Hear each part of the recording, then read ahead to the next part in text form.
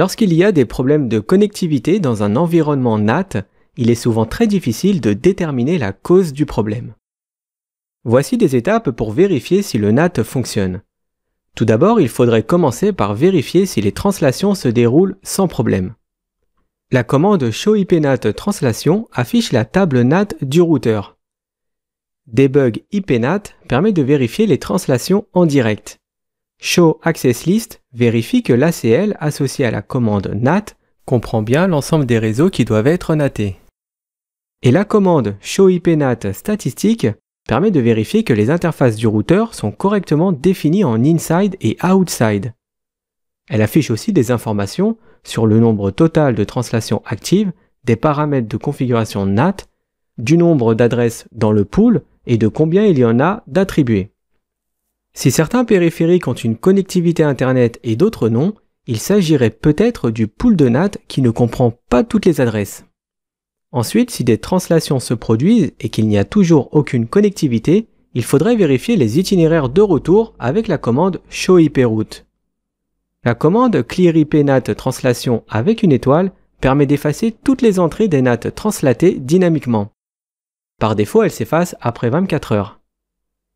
Les commandes de type Show sont très utiles sur de petits réseaux, mais dans des environnements plus complexes, il est nécessaire d'utiliser des commandes Debug sur le routeur pour afficher le comportement des translations directement. Par contre, ce type de commande est à utiliser avec prudence car elle consomme pas mal de ressources CPU de l'équipement. Il faut donc faire très attention, surtout sur des machines en prod. Après avoir dépanné, il faut toujours veiller à désactiver toutes les commandes debug en faisant un No Debug All.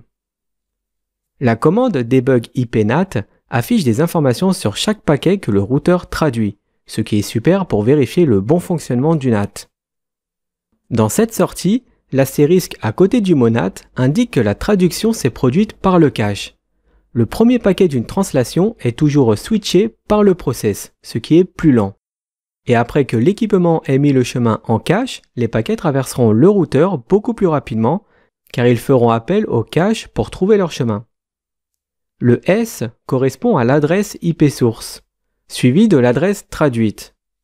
Le D correspond à l'adresse IP de destination, et le chiffre 21 entre parenthèses est le numéro d'identification IP. Cette information peut être utile pour le débogage car elle permet une corrélation avec d'autres paquets IP, notamment quand on utilise un outil qui analyse les trames comme le logiciel Wireshark. Pendant une recherche de panne, il faut bien s'assurer aussi que l'ACL correspond bien à tous les réseaux qui doivent être NATés. De ne pas oublier aussi que les ACL utilisent des masques inversés et non des masques de sous-réseau. Par exemple, à l'examen, il y a une question sous forme d'ETP où il faut découvrir la panne sur le NAT.